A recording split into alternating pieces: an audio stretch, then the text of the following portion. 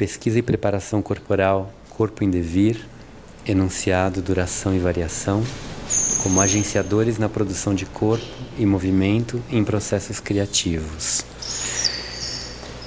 Eu queria iniciar pelo título, talvez numa certa redundância, mas eu acho que tentando extrair um pouco do que está postulado aqui, eu consigo entrar na proposta de falar sobre como a gente pensa um pouco essa questão da pesquisa e da preparação corporal no trabalho que a Case Etecia desenvolve, como a gente vem pensando isso e tenta, de algumas maneiras, colocar isso em prática.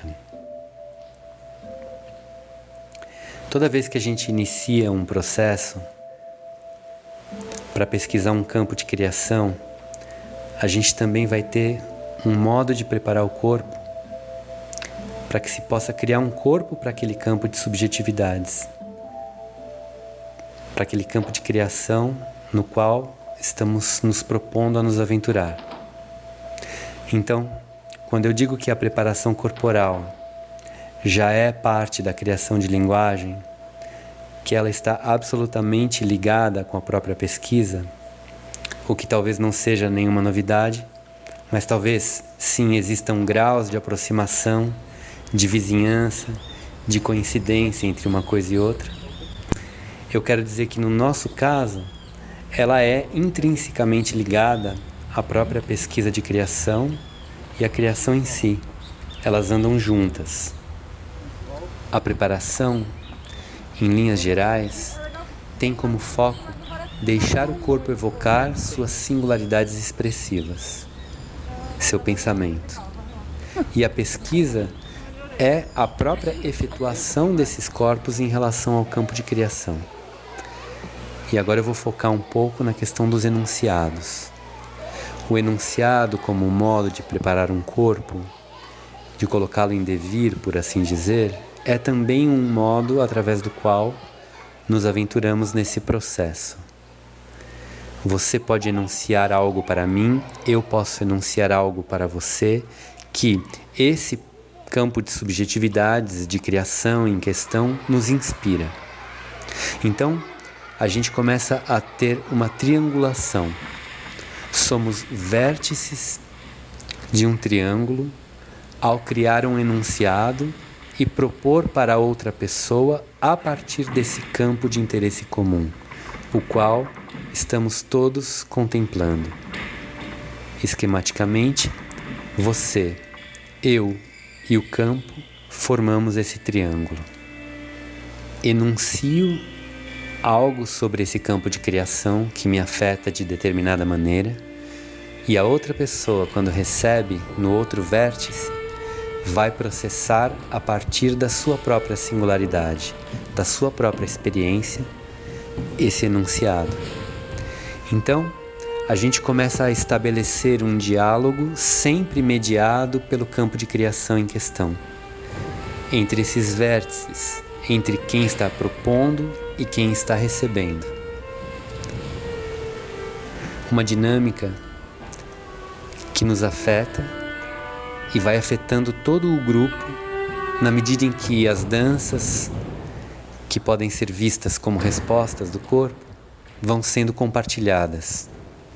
O artista, como receptor, vai processar esse enunciado no seu próprio corpo, criar modos de entrar em relação, ficar com ele e, a partir desse contato íntimo, ser impulsionada para uma jornada de movimento.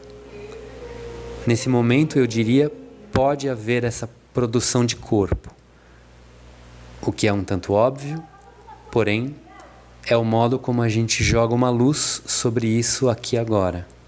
Ou seja, receber, estar junto do enunciado, durar com ele e deixar que aconteça um modo de expressão a partir dele é a linha de acontecimento que vai criar corpo. E isso é uma prática também, que vai se refinando e se enchendo de nuances, eventualmente, com o tempo. Pois bem, falando agora um pouco sobre duração e variação. Modos de durar com um enunciado é também parte fundamental dessa prática. E numa sequência lógica e esquemática, só ao durar podemos entrar em variação. Ou seja, é preciso que aconteça uma coisa como condição para que a outra se siga. Existe uma espécie de gosto nessa questão do durar. Durar com um enunciado, durar a partir de um enunciado, durar num passeio com um enunciado. E aí a gente tem que falar um pouco, talvez, também sobre a imaginação. Eu gosto de uma distinção da imaginação não como um gênero inadequado de conhecimento, como disse Spinoza, mas a imaginação aqui como uma porta para o sensível, para uma sensibilidade. Então eu vou chamar isso, esse acesso, essa fresta, de imaginação. É interessante como existem paralelos que vão nessas mesmas direções, por exemplo, nas práticas taoístas que incorporamos nas nossas preparações. Há, por exemplo, na literatura taoísta ligada ao Qigong, uma indicação de mover a partir da intenção do coração, para falar de onde nasceria um movimento. Então, quando se diz a intenção do coração, há um exercício de linguagem que já é um enunciado para o corpo. Nesse contexto, eu chamaria isso também de imaginação como uma porta para o sensível. E que, neste caso, te coloca numa pesquisa, numa investigação sobre como o movimento está acontecendo, a partir de onde o movimento está fluindo. É a abertura dessa porta para o sensível e o mergulho nesse terreno da composição e alternância entre fisicalidade e sensibilidade que possibilita criar na prática modos de durar. São esses tipos de deslocamento envolvendo fisicalidade e sensibilidade que são bem-vindos na pesquisa de criação, para que a gente possa inventar na prática modos de durar com os enunciados. E naturalmente, então, entrar-se-á em variação. Ocorrerão variações na energia, novas dimensões dela, variações no modo como a sua energia está acontecendo no mover, no ser movente, nas imagens e conexões que vão sendo criadas nessas alternâncias entre fisicalidade e sensibilidade.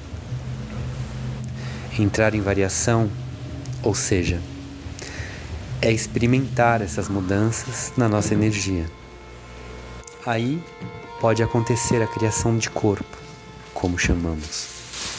É esse o agenciamento.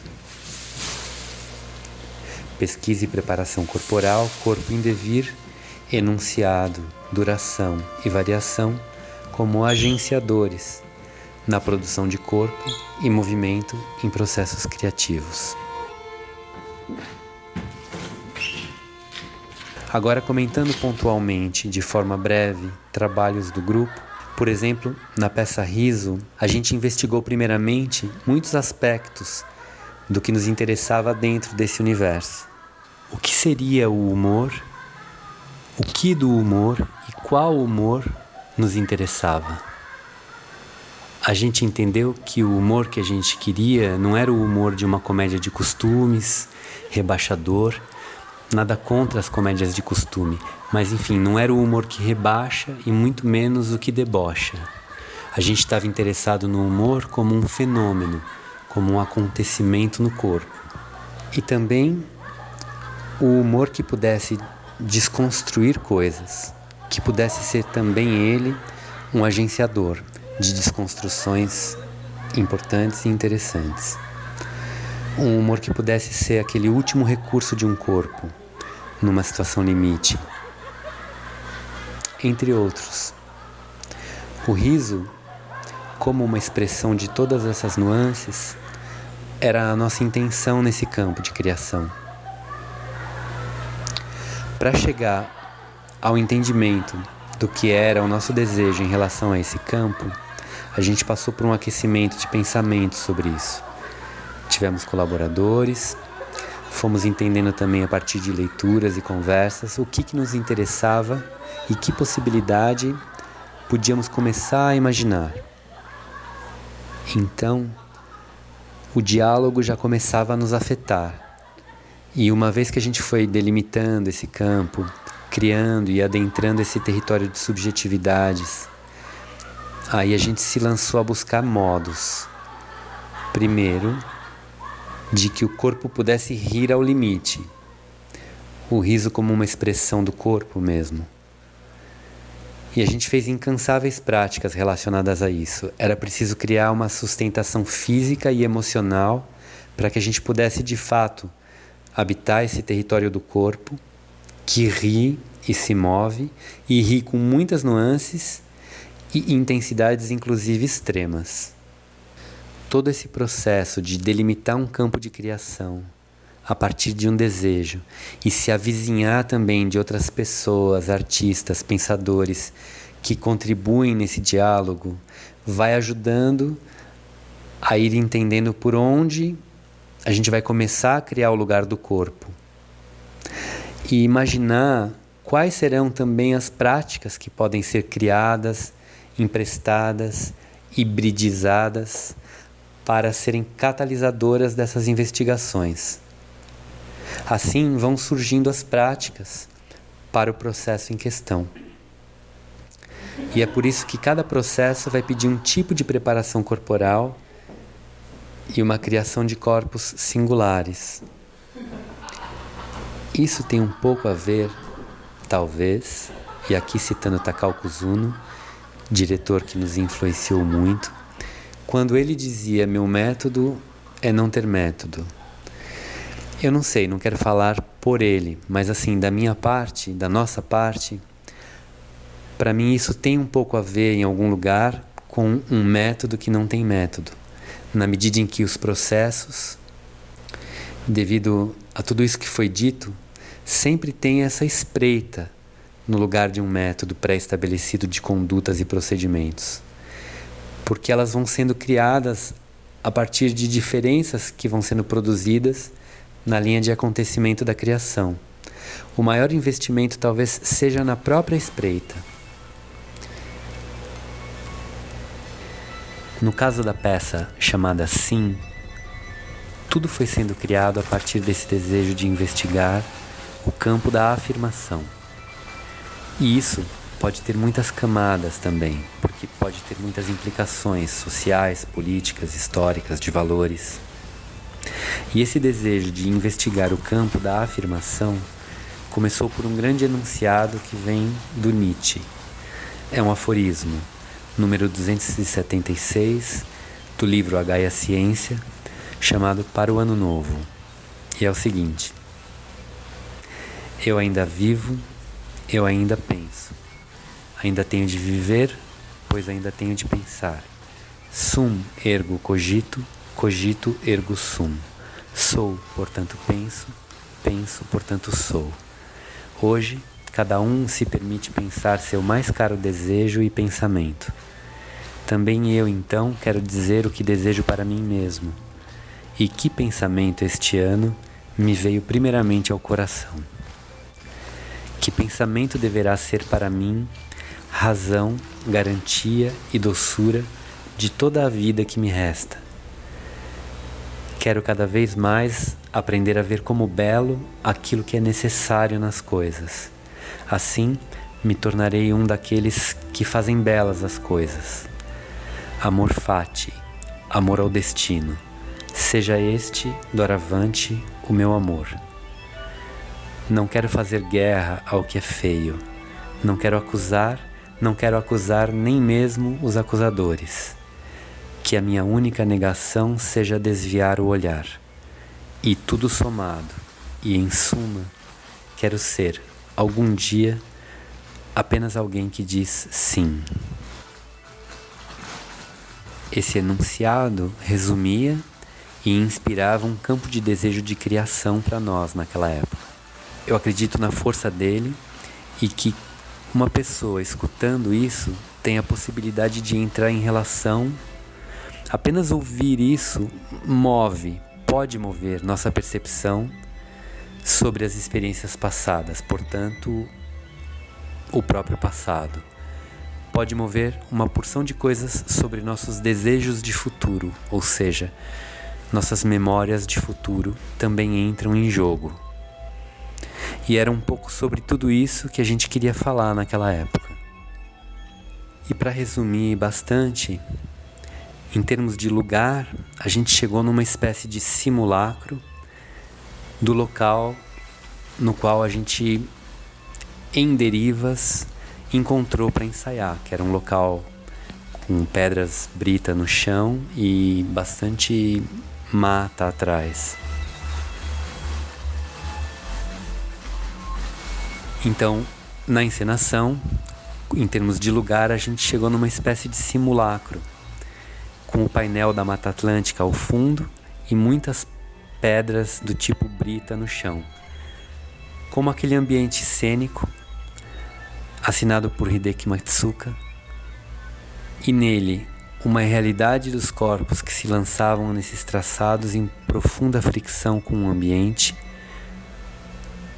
com o ar ao redor, com os sons, com os outros corpos, criou essa alegoria. De certa maneira, como as pedras dificultavam esse mover, elas catalisavam também um impulso para frente, um impulso necessário adiante, um impulso afirmativo para que esse movimento pudesse continuar, durar e variar em íntimo contato com o ambiente. Tudo junto, somado, com a trilha do André Menezes, que misturava uma multiplicidade de sons da mata, sons urbanos, trechos de músicas, animais, também num grande encontro e atrito de sons, se afirmando de forma cadenciada, cheia de movimentos, de coincidências e alternâncias em sua edição, ressaltando a beleza da composição na mistura. Assim como nós também, se misturando nesse ambiente. Corpos que se lançavam no espaço descrevendo traçados e que no limite pudessem mover antes de qualquer consideração, por assim dizer. Ou seja, dizer sim antes, espírito dançarino. E foi assim que a gente foi descobrindo esse lugar de um corpo afirmativo e modos para essas afirmações no corpo. Essa foi a alegoria cênica que fomos capazes de produzir para esse grande enunciado.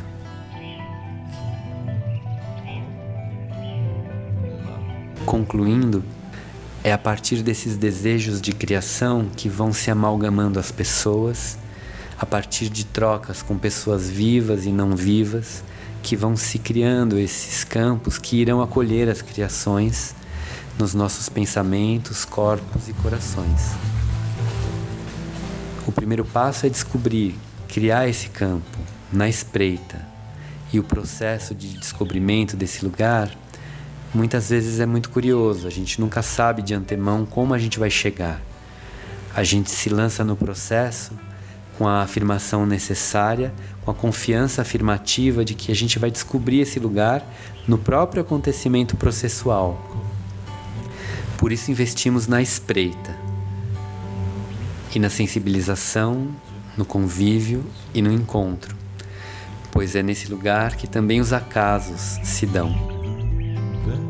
E com os corpos disponíveis, a criação de corpo e linguagem acaba por acontecer. Sempre em relação e com um profundo amor pelo acontecimento.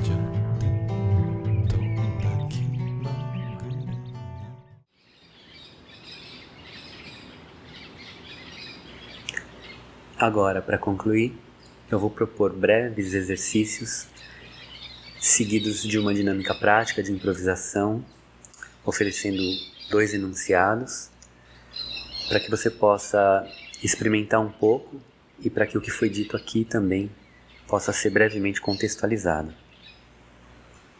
Esse primeiro exercício eu vou propor num tempo reduzido, mas você pode incorporá-lo na sua prática e alargar o tempo de permanência nele.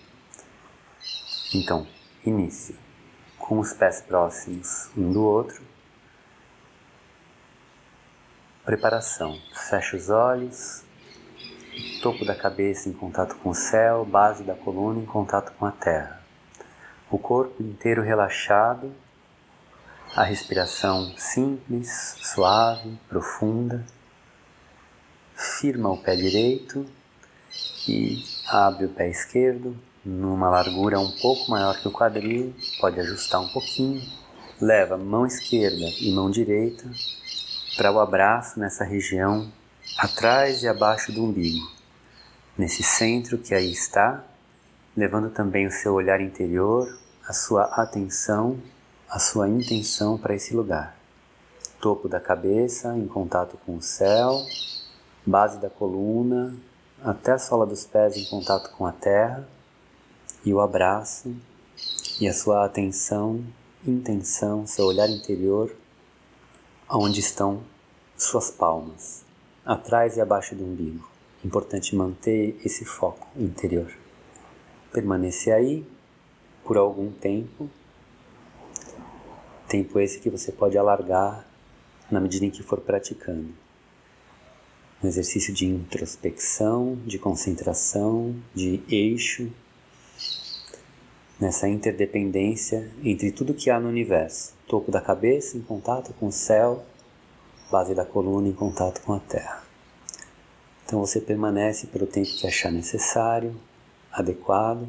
Para finalizar, enche o pé direito, esvazia o pé esquerdo, fecha a base, mãos relaxam ao lado do corpo, desliza as pálpebras abrindo os olhos. Uma nota sobre esse exercício: havendo produção de saliva, você engole e acompanha a descida dessa saliva. Sacudir e vibrar.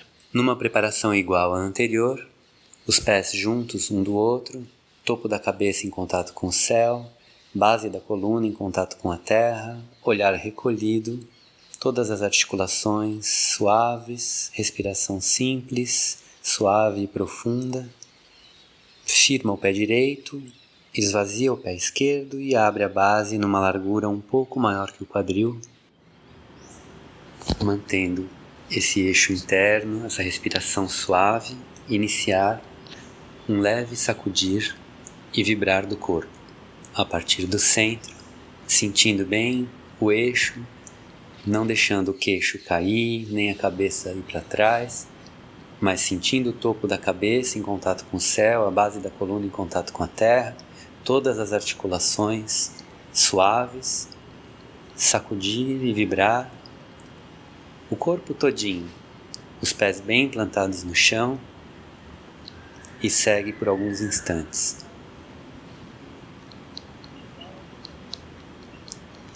Deixa a respiração suave enquanto isso, as ondas passeando pelo corpo, o corpo sacudindo e vibrando, até que devagarinho vai diminuindo, deixando mais interno, até encontrar um silêncio, até cessar. E aí deixa essa reverberação. Inspira, expira, suavemente, profundamente. Exercício chamado casulo. Preparação. Levando as mãos atrás do corpo, que eu vou virar para poder mostrar. Segura a mão direita com a mão esquerda, desse modo. No casulo, a gente vai descrever uma elipse dentro do corpo que desce pela parte medial, frontal, passa pelo períneo e sobe pela coluna, passando pela cervical, cerebelo e cérebro. Quando desce, o queixo fica um pouquinho para cima, um pouquinho vai depois. Quando sobe, o queixo fica um pouquinho para baixo e vai um pouquinho depois também. Tá bem? A gente diz que o queixo fica um pouquinho para cima ou vai um pouco depois, para na verdade abrir espaço na cervical e não diminuir. tá bem? Então quando a gente sobe pela coluna, passa pela cervical, cerebelo e cérebro, se tiver saliva, engole, e depois o queixo vai descendo também, enquanto a gente enrola e desenrola a coluna nesse movimento do casulo. Desço pela frente do corpo, acompanhando com o meu olhar interior, descrevendo essa elipse na circulação do pequeno universo. Passo pelo períneo, subo pela coluna, passando pela cervical, cerebelo e cérebro. E repito algumas vezes. A respiração é livre. Ela acontece numa outra pista, sem ser influenciada pelo movimento necessariamente. Repito algumas vezes, 8 vezes. Sempre que produzir saliva, engole. Antes da descida, e para finalizar, eu também vou deixar essa energia descer até a barriga, porque acabei de subir com a coluna, a energia desce pela barriga, penteia essa energia até a barriga, até abaixo do umbigo, relaxa os braços ao lado do corpo, firma o pé direito, esvazia o esquerdo, fecha a base e finaliza. E agora, brevemente, eu proponho 2 enunciados para que a gente possa brincar um pouco com essa prática de se mover a partir dos enunciados. Você pode escolher, juntar os 2, fazer como quiser. Os enunciados são poder mover e mover por onde é mais fácil.